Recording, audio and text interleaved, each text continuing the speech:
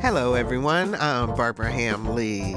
August is Black Philanthropy Month, a time to celebrate the generous philanthropy of the Black community and to inspire, inform, and encourage even more giving by and for African Americans.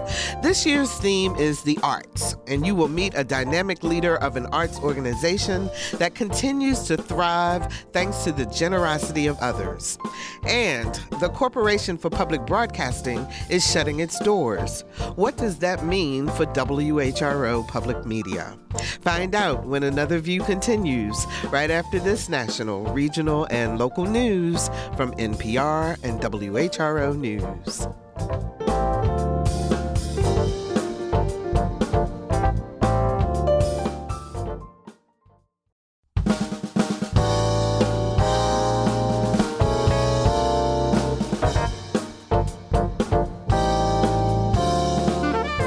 Discussing today's topics from an African American perspective, this is Another View. Good afternoon, everyone, and welcome to Another View. I'm Barbara Lee. With all of the cuts in federal funding to so many organizations, philanthropy in general, and especially Black philanthropy, is more critical than ever to keep our communities stable and thriving.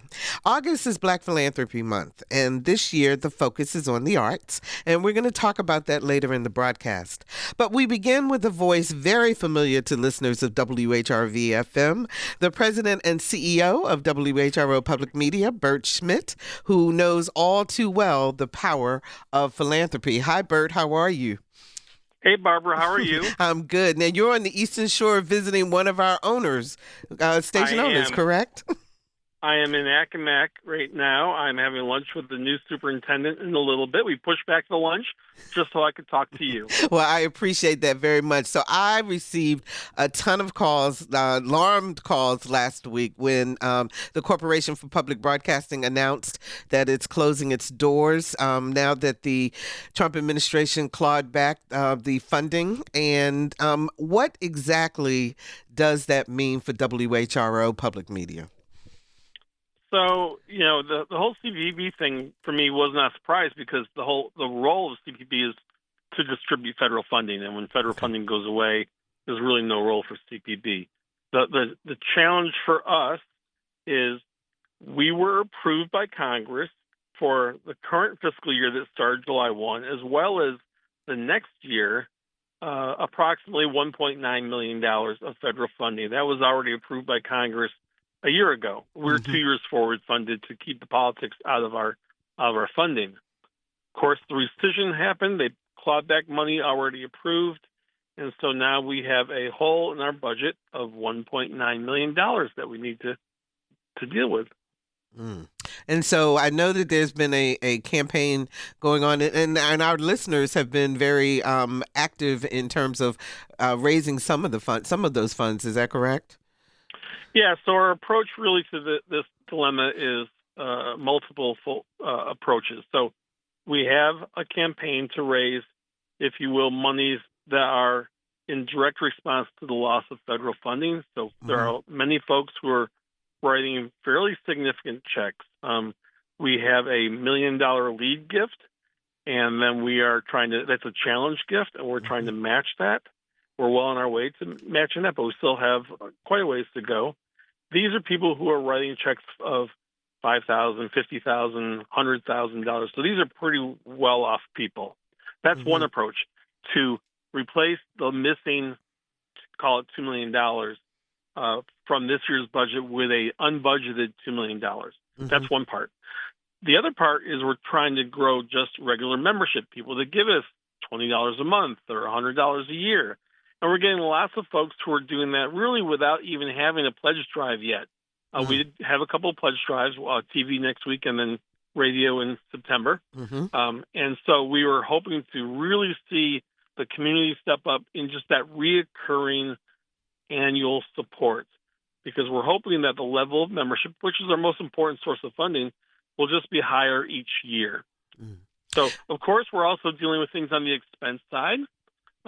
we've had a few people that have already either retired or announced their departure from the station for maybe a new job or something. Mm-hmm. And so we're letting attrition help, because now with the replaced $2 million from this campaign, we can take our time and do things in a smart way.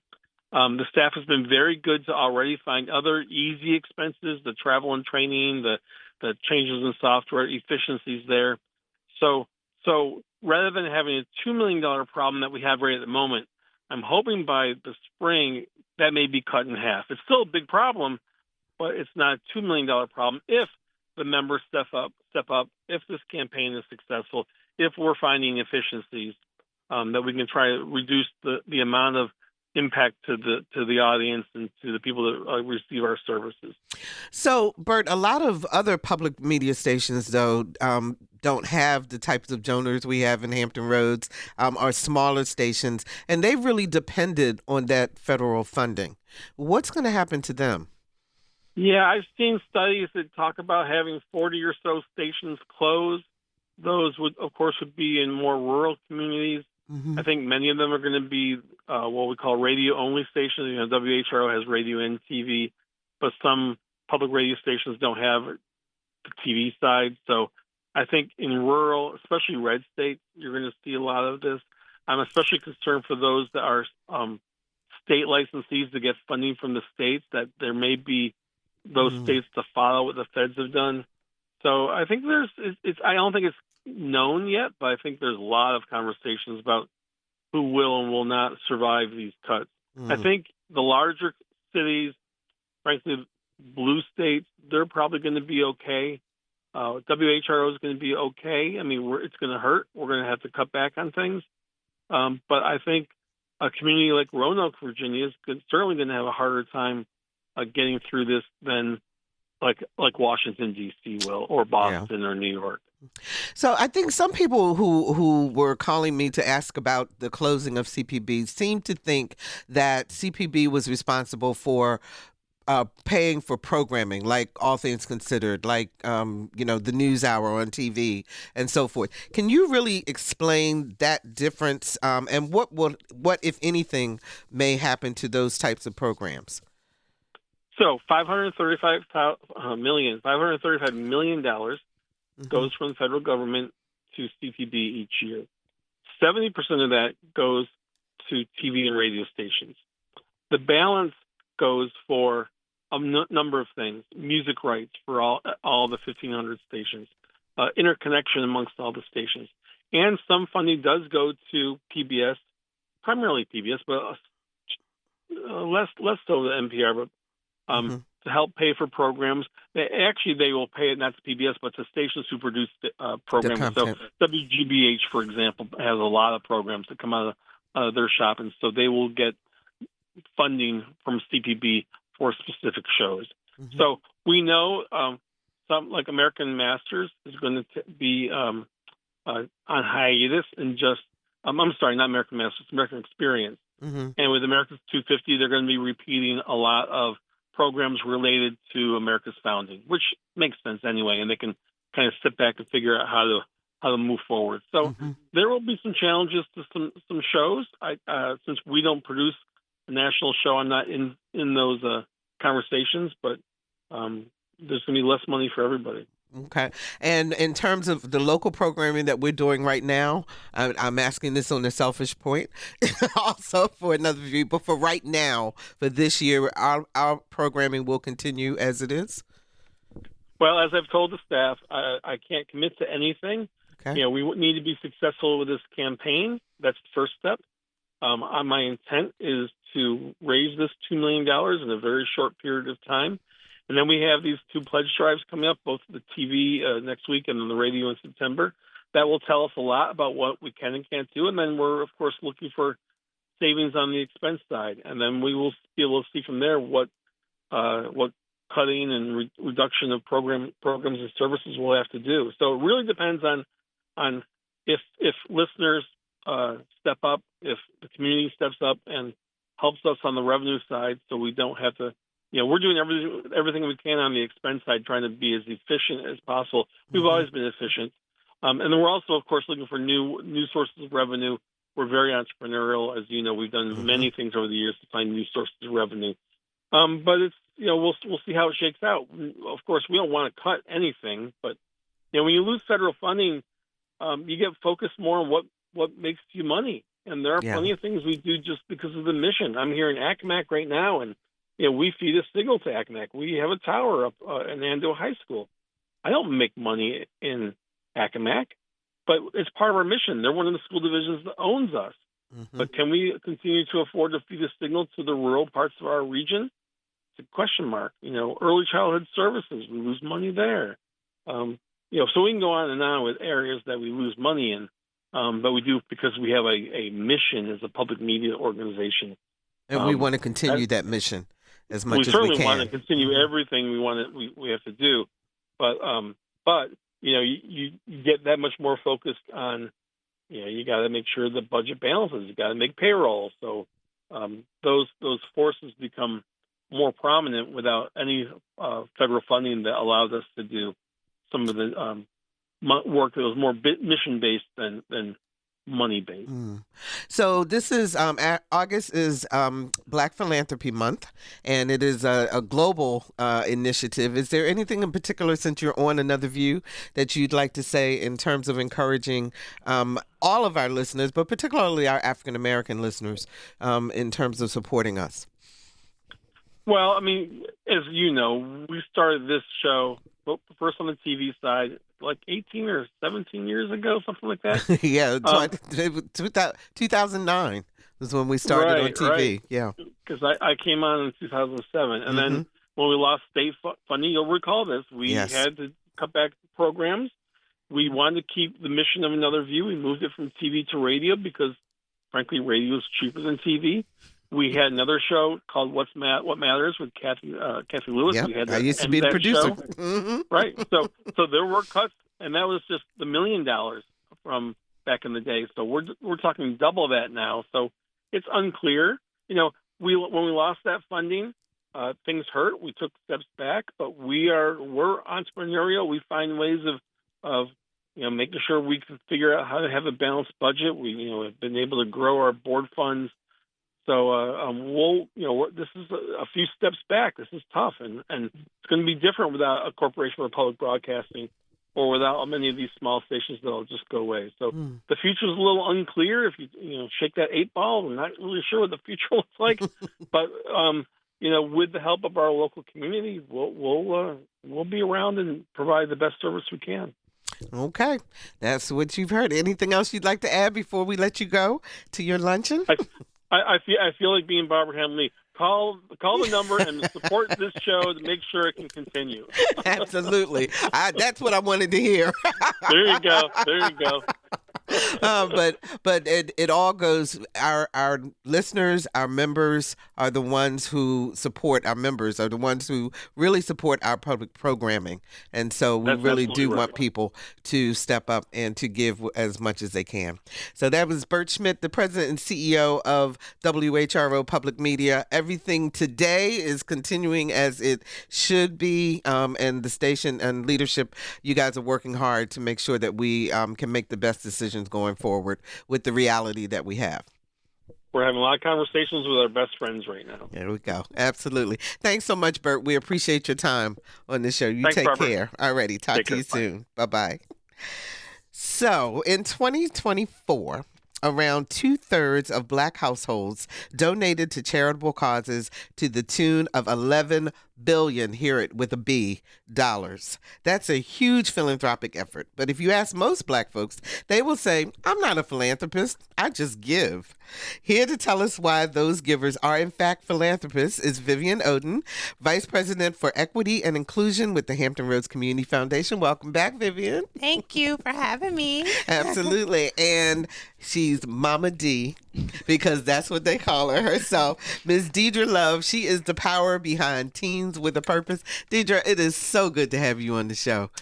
Thank you so much. I'm excited to be here. I am excited that you are here. So, Vivian, let's start out by talking about why Black Philanthropy Month. Why do we need a Black Philanthropy Month?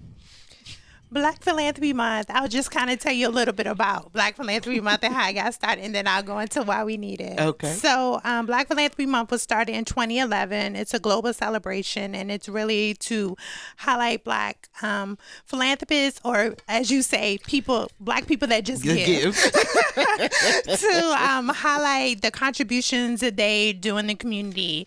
And so Black Philanthropy Month is so important because people say, Black people don't give. And that has been a stereotype that has come up over the years. And so it's a way to show that Black people do give. Black people give in various ways. As you remember, we grew up in the church, or some of us grew up in the church, and we were giving in the church. So we give different ways, and we are giving. We give to our sororities, fraternities, other nonprofits. We volunteer. And philanthropy is not just about giving money. Anyone can be a philanthropist. And so people relate philanthropy to only money, but you can volunteer your time in the community. It doesn't matter how old you are. You have kids on the corner setting up lemonade stands, and they then take the money and give back to their favorite charity. And so it's really important to have Black Philanthropy Month, just to really highlight those contributions in different ways, the way that Black people are giving. And it's also a way to let the greater community know how we are supporting our own, right? Correct. And, in terms of the community and keeping communities strong and stable, because we're offering opportunity through these organizations, because communities need help to be taken care of. Why the arts? Why are you guys focusing on the arts this year? We are focused. So this is our 8th annual Black Philanthropy Month celebration, and we actually started our celebration back in 2018. And so the arts is so important. It really highlights Black artists in our community. They are really important to help with the richness, the diversity of our community, and really highlight their talents, their creativity, and I really wanted to showcase the arts this year. Each year I have a theme, and this year I thought it was just important to highlight the arts and all the different things that people are doing in the community, which I think it's just helps with Hampton Roads, and it helps to give people a different vibe, just to something different, something for people to entertain themselves. I'm big on self-care, so people sometimes look at the arts as a way of going to entertainment and self-care. And so I just thought this would be a great opportunity to highlight that. So there is an event tonight. Correct. All right. Tell us where and what's happening. So tonight, as I mentioned, it's our 8th annual Black Philanthropy Month celebration. We will be celebrating at the Sandler Center tonight at 5:30, starting off with a reception, an arts expo. So we're going to be highlighting different artists. We will have a fashion designer, a quilter, a glassblower, sculptor, painter, and then follow that, we will have a program where we will have live performances as well, and a panel discussion. Our panel will include actress and comedian Coco Brown, who is from this area, from Newport News. Yes. And then we will also have BK Fulton. He's a businessman, philanthropist. And then the conversation will be moderated by Quincy Carr, who is also a comedian as well. And so I'm excited for this arts experience that we are bringing here. We have a lot of different arts organizations that are involved in this whole experience. You mentioned Mama D. So Teens with a Purpose will also be represented tonight. And then we have others. I've been working with Joan Rhodes Copeland with Aspire Arts Gallery, who has also helped with the artists. Newest galleries in our area in Hampton Roads. Yes. And it is located in the brand new Aspire community of apartments over on Church Street. Correct. Yes. Church and Brambleton. Yes. And yes. so they actually are embarking on an event this Saturday, and they are doing. It's the Negro Baseball Leagues. Yes, there's an exhibit on Saturday the 9th from 1 until 3, and the exhibit runs through September. And I guess there are going to be photos and artifacts from the Negro Baseball League Yes. going on there. Yes. And that's at the Aspire Art Gallery. We're sorry that Joan was supposed to join us today and was unable to at the last moment. So we miss you, Joan, and hope things are okay. So Mama D, Deidre Love is her name. But Deidre, you have one of your teens that is performing tonight with the celebration. But anytime anyone anywhere wants to talk about teens, the first thing they say is teens with a purpose.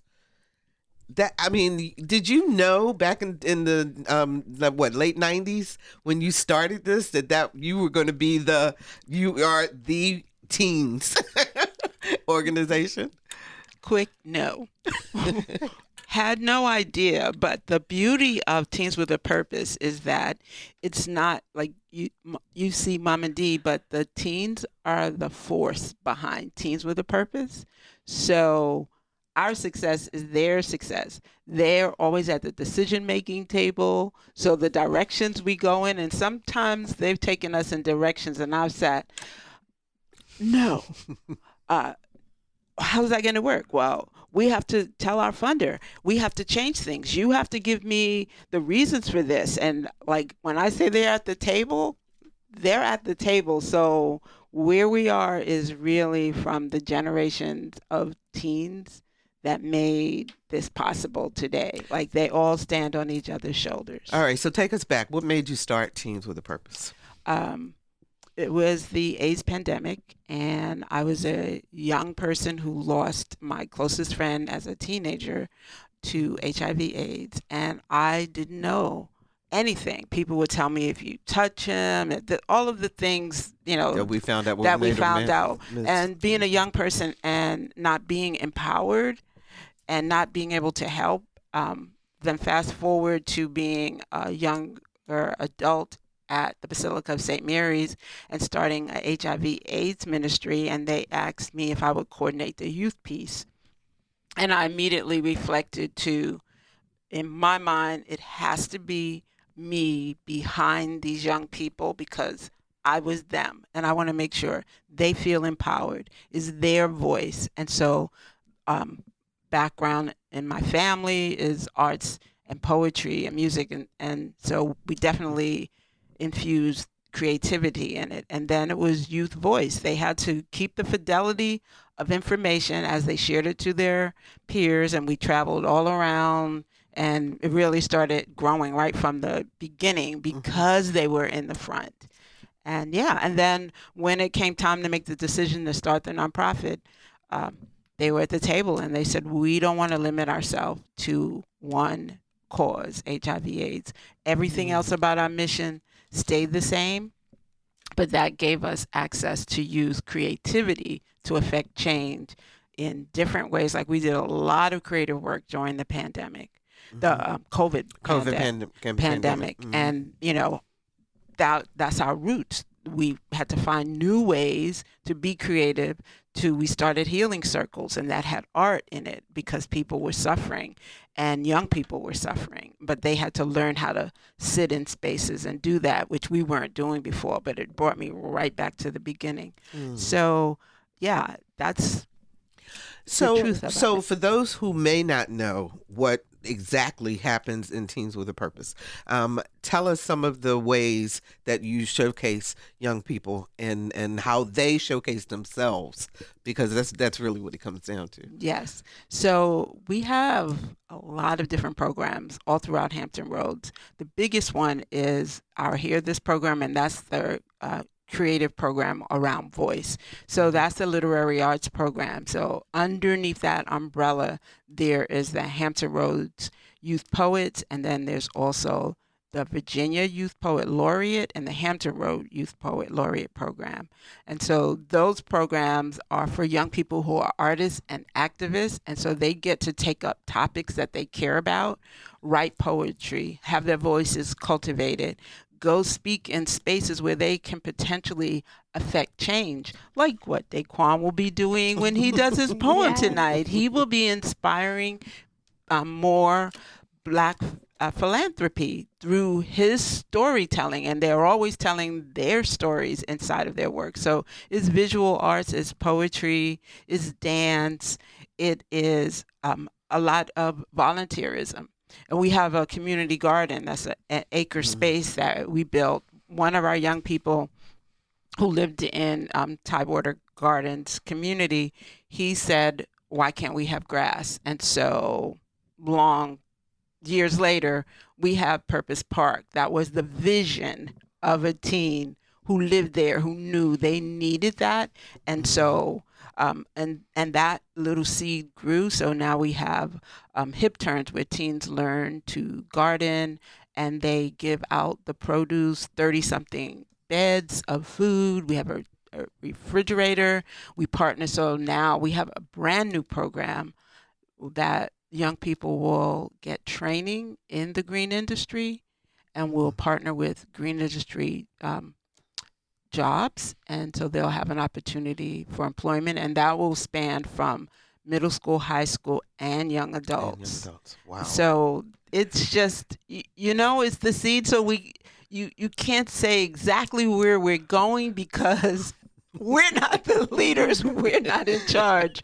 They are. And what's happening in the world is, what makes all the difference. Absolutely. If you're just joining us, we're talking about Black philanthropy and the arts with Vivian Oden, Vice President for Equity and Inclusion with the Hampton Roads Community Foundation, and Deidre Love, Chief Cultural Officer with Teens with a Purpose. 757-440-2665 or 1-800-940-2240. Do you consider yourself a philanthropist?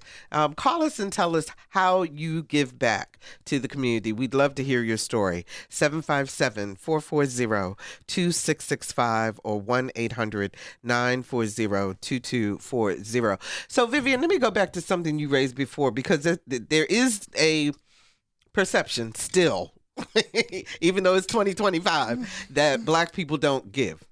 Talk to me about a very specific program that you have that shows that Black people absolutely give. So my baby, Visionaries for Change. It's a giving circle that was started by Black business and civic leaders back in 2019. And actually, it was after my first Black Philanthropy Month celebration that you moderated. Yes, I was honored to moderate that, yes. And one of the panelists, Valeda Fullwood, who is the co-architect of Black Philanthropy Month, talked about her giving circle in Charlotte of Black business and civic leaders. And so hearing that, people in the Black community locally hearing that, and then having conversations with people, because I wanted to make sure that was something that people wanted to start here. And it was just overwhelming. Yes. And so starting that, we started out with 65 founding members.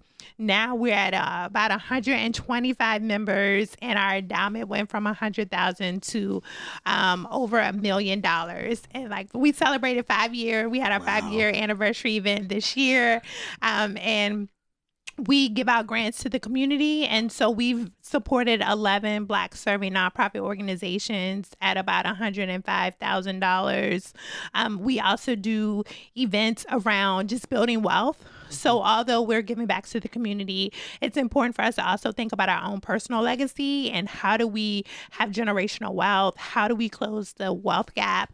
And so we have conversations about that, estate planning, and just thinking about our personal financial journeys and how do we talk about that more. We actually had an event with the foundation last year around heirs property, because many times in our community we are losing land, families, people, family members pass away, and then they don't have estate plans in place, and so land is being lost as well. And so just being able to have those conversations in the Black community is really important, while we're also giving back and supporting charitable causes. Then one thing I noticed about your membership too, because sometimes people have a perception that if you are going to be a generous giver, that you are also an older giver, and that's not the case. You have a lot of young people Yes. in Visionaries for Change? We do. We even have a young professional membership that we started a few years ago because we was hearing just a lot of young people wanted to be more involved. And sometimes when you're younger, you're starting off in your career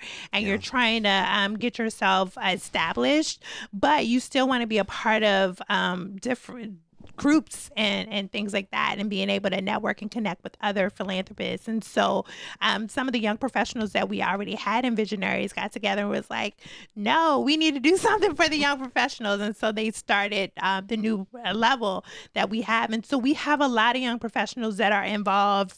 One of our youngest members at the time, one of our founding members, she was like in her 20s, I think, at the time when she joined her mother. And so yeah, we have the age range. It's from young professionals all the way to our seniors, 80s. Our seasoned folks. Our seasoned folks. So in about 80s, 90 years old. So so we have a wide range, and the involvement varies from person.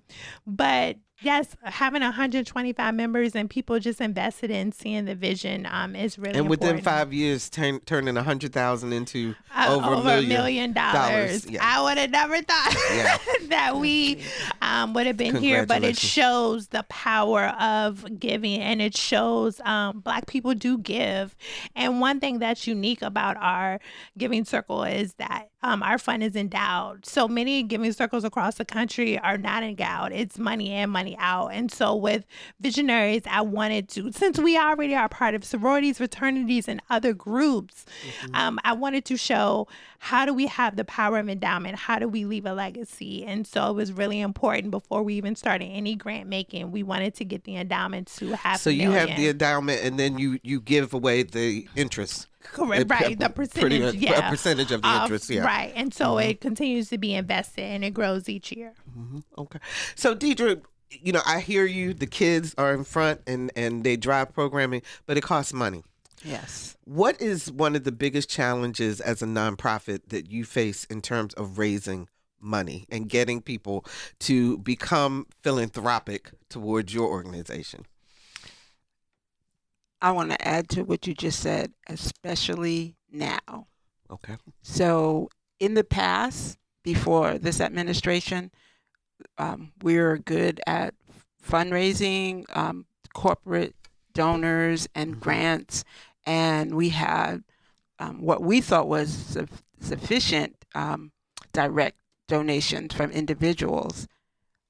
When the tide changed, and we still have the same donors, but everyone is giving less than what they did before. And so where the greatest need is for individual donors. And because we make sure that our programs are accessible to everybody, it doesn't matter your income. So that means most of the programs are free, because most of the people that we choose to serve, that we were created to serve, don't have a lot of income. And we really try to help people understand, like what I'm hearing here today, that a small donation is a donation, especially if it's a recurring donation. And I feel like enough people with limited income don't feel empowered, like their dollars matter, but their dollars matter. And I really feel like this is a moment for us to fall back on our culture, and we are people with a culture of giving. And we, like Vivian said, in different ways, with your money, with your time, with your talent. We've had funders who couldn't give what they, and had a significant impact on our budget, but then they came and helped us with writing a grant for something else, or introducing us. So they showed up in a different way. Yeah, show up in whatever way you can, and know that small donations really, really matter. That's going to propel us forward. And it was also a teachable moment for us to say, let us never be in this predicament again, because when things shifted in the government and you're sitting, you have your community, and we need to Yeah. Because I think that a lot of nonprofits depend on government grants funding from a grant perspective, as opposed to cultivating and the individual philanthropist. So, what are some of the challenges or opportunities that you see now, especially since you guys are having to deal with this, to bring in more of that individual giving to the organization? I mean, would you need help with marketing, or would it be, getting the word out, knowing who has the deep pockets? What are you looking for? So the people who, our individual donors are the people that we have cultivated relationships with, and that come and give regularly, and we need help with cultivating more of those kinds of relationships. Help with just developing that. Also help with, we need additional small donations. So how do we get that? Would it be if someone has access to the marketing materials or to some training for us? A lot of the programs that I described to you that we do was not dollars and cents that came to us. The high-level volunteers that work for Teens with a Purpose are amazing. So we have people, we work beside landscape architects who give us training. All of our training inside of the studios and all those things that we're able to do as experts with certification, and the teenagers right beside us, is because of that donation of time and talent. So we just got to get the treasures in there. Yes, and the treasure at the top, because right now we're realizing that those things keep us going, but the money helps. How big is your staff? There are 8 of us, and 90% of them are people who grew up in the organization as teenagers, as interns in college, and it's a African American staff. 9% is African American. Most are still young. Our board members came through Teens with a Purpose. Can any teen join, or what's your parameter in terms of who are members? So it's open to everyone. At the Teen Center, we provide mainly to Norfolk youth, but we have programs in Virginia Beach. We have a new program in Portsmouth. And so we do community-based programming outside of our space. We are doing a program inside of Inspire. We follow our young people where they go. So we pick up from the different schools, and we're in multiple schools. So they have access to us through their schools, through all of our community events. If they live inside of the city or can get to us, they have access. We have the only teen center in Norfolk. So I want to ask you a question, because I also had the honor of emceeing the community concert with the Virginia Symphony, and Teens with a Purpose performed that year with the symphony. Yes. What was the reaction that you got back from people? Because it was magnificent. It was, because it was so different, and people in the audience did not expect to hear spoken word and the symphony playing together. The reaction from the young people was crazy, because they couldn't see it either before it happened. And, what we make certain of is that our young people have access to everything, that they feel they can go everywhere and be comfortable everywhere. So getting them to be comfortable in that space was game-changing for us. And then, the audience just loved it, and people really responded well to see that collaboration. And that's the other thing that the arts makes possible. It makes possible bringing people from different backgrounds together, exposing our young African American children to spaces that they see the invisible wall, that I don't belong here, and then they cross over and they live in that space after that. That's my home. They're at home in the museum. Daquan is at home in the glass studio. He's an intern. That's something that he's at the Chrysler Glass Studio, and he'll be displaying his art, and but all of those that's what Teens with a Purpose does. Creates access to arts and culture, shares our art and culture with the community at large, and helps young people be critical thinkers, leaders, and tell their story to affect change in their lives, their peers' lives, and in their whole community. So if somebody is listening right now and they go, I think I want to become one of those individual philanthropists, how do they reach you? Where do they send their money? Hi, I see you out there, all of you, in fact. If you would like to help the movement, please donate, get in touch with us. Our website is twpthemovement.org. We are on social media at the same, and then can I give a phone number as well? Absolutely. And our phone number is 757-747-2679. Email address, you could email twpmichelle, Michelle, at gmail.com to speak to her directly. And can't wait to hear from you. So one of the things that I know also that happens in that space, particularly at your home space, which is off of Only Road, in the Tidewater Garden, or now Kindred area, is that sometimes you also have to deal with the negative. You also have to deal with violence. You have to deal with issues, home issues that these young people face. How do they use their art, and how do you use your space to help them stay safe, even as they go through that? Thank you for bringing that up. We have something called the Safe Passage Program now, and that's one of the ways that we help them feel safe. You will recall back, what was that,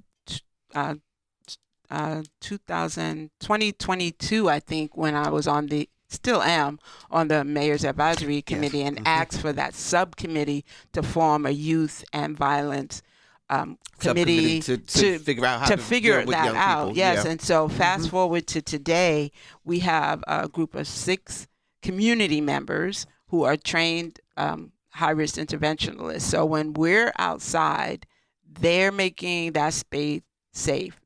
They also go to 2 of the schools in the area, and they are with the walkers. The kids so home. They're with the walkers, and then they find out what youth activities are in our areas, and then they do that. We also do healing circles where young people have the opportunity to they have the opportunity to sit in circle and process what is happening, their feelings, the trauma that they are dealing with.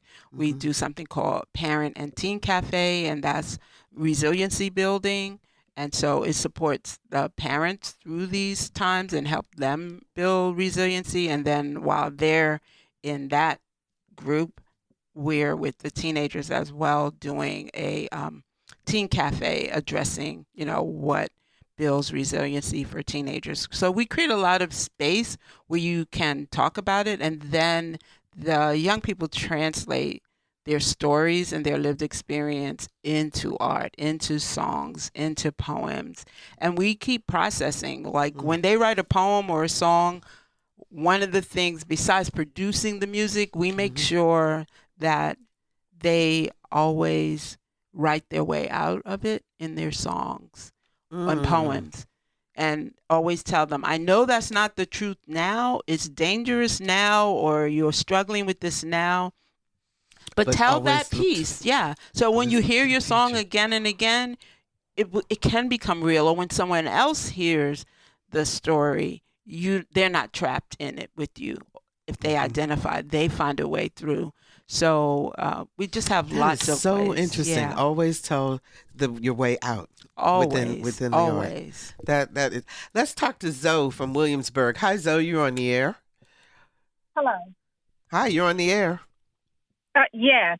What I had a question was, because I donate to certain organizations as well as I'm anonymous, where I go out and hand out donations. And then I've seen, since the federal government has come in and cut funding to a lot of these places, and then I'm hearing people ask for more funding to get more donors, etc. But the one thing that I have never heard is when I check some of the administration's income is I never hear anyone says that they're going to take a pay cut to help support and make up some of the funding loss. Well, I think that I'm going to let our guests respond to that in terms of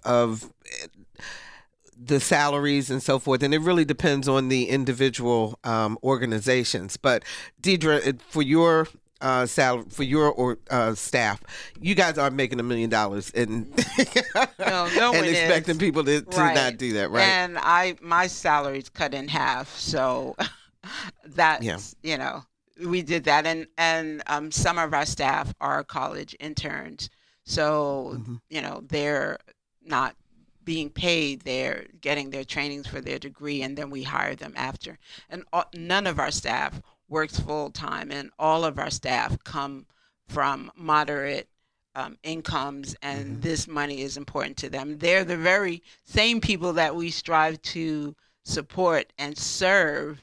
They just are we're now in a position that we can pay them to do the work. Yes, and then the young people who work in the garden, we wouldn't ever consider cutting. They make $10 an hour every Saturday, and they could choose to shoot guns and do other things for money, but they choose to be role models for their community. So for our organization, it's every penny that we make. I consider that part of going to services when we pay the staff that. And if someone wanted to donate, say, specifically to the garden and the work of the garden, can they restrict their or designate their donation? Yes, we do have that as well. So, Vivian, let's talk about this in a more global perspective in terms of how organizations, because I know some people will go on GuideStar and different places to look to see what's the ratio of administration for the organization versus how their dollars are actually helping the people they're supposed to help. Right. Just to think about nonprofits overall, because we work with so many nonprofits at the Hampton Roads Community Foundation, as many times, even when they're starting off, they are not taking salaries. And a lot of nonprofits use a lot of volunteers to be able to help cut expenses. And so they still have to live. They still have to, make a living. And they already many times are not making the same amount as maybe a for-profit person working at a for-profit. And so I think that they are giving services back to the community, and many of our nonprofits are already thinking about that, and that's why they bring in volunteers. So I think it's to being able to weigh that out and balance that out when you're asking and thinking about asking people who still are not even making a lot of money overall to then cut even more.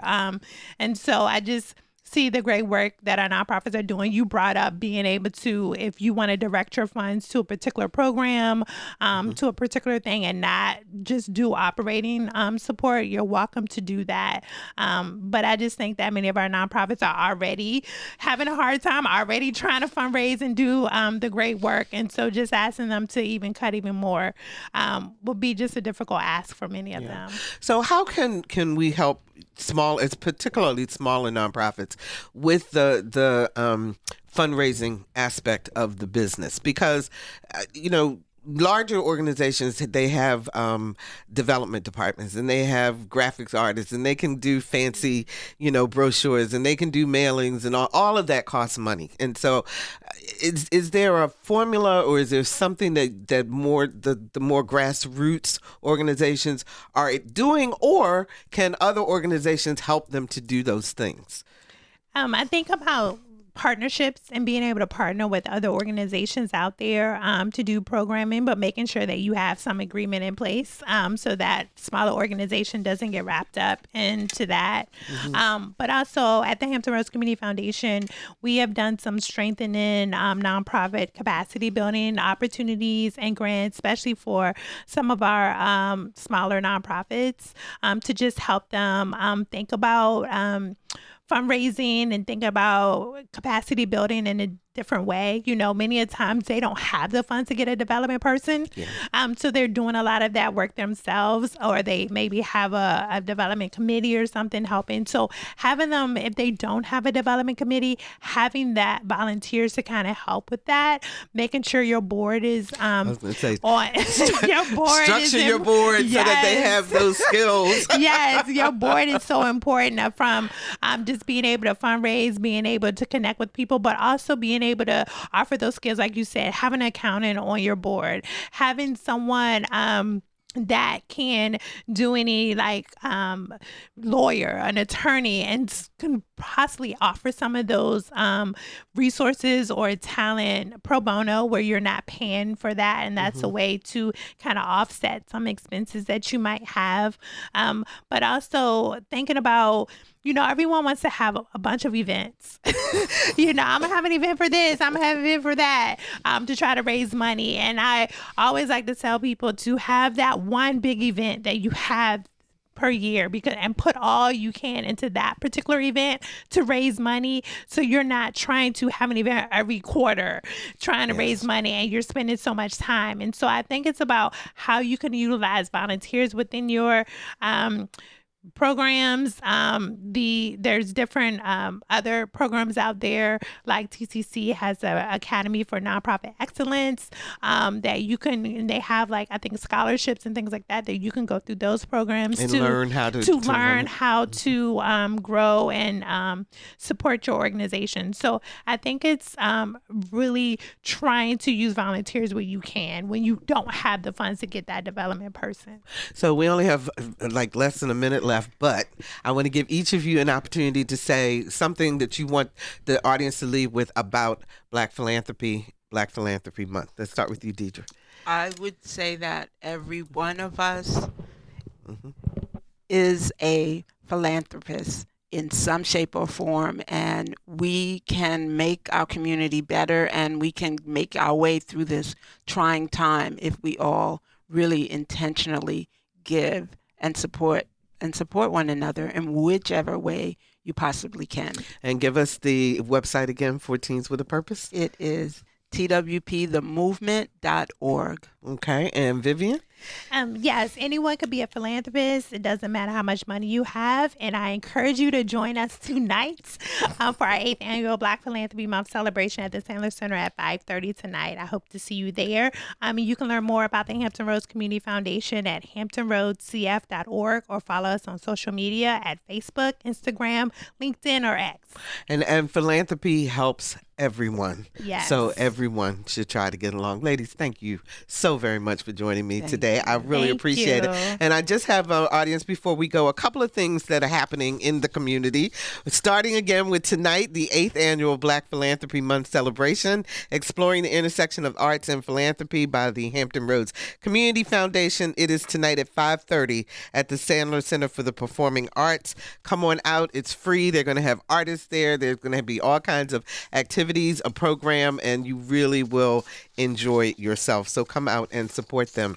And then on August the 19th, the Association of Fundraising Professionals Hampton Roads chapter is hosting a powerful conversation called Celebrating Black Philanthropy Month. And I have the honor of serving as the moderator for this discussion, along with Blair Durham with Black Brand, Fiona Charles with the OBC Healthcare Foundation, and William Smith from Dominion Energy. Now, this is going to be on the 19th at 8:30 in the morning. Networking and registration then. And at 9 o'clock, the program starts. And it's going to be at MOCA, which is on 2200 Parks Avenue in Virginia Beach. And if you have more questions, 757-889-9370. And don't forget about the Negro Baseball Leagues. The exhibit opens this Saturday from 1 until 3. So now, audience, it's your turn. Give what you can, when you can, to support an arts organization within the Black community. And then expand your generosity to support what I call passion projects, organizations that impact the issues that you care about. And if another view is important to you, please give. Just go to WHRO.org/donate. Our theme music is an original composition by Jay Sennett. Special thanks to Dr. Barry Graham for filling in for Lisa Godley, and we will see you next week for another view. Support comes from Hampton Roads Community Foundation, carrying out your charitable wishes forever, whether it's helping shelter animals, feeding the homeless, enhancing the arts, or supporting students. Learn more at leaveabequest.org.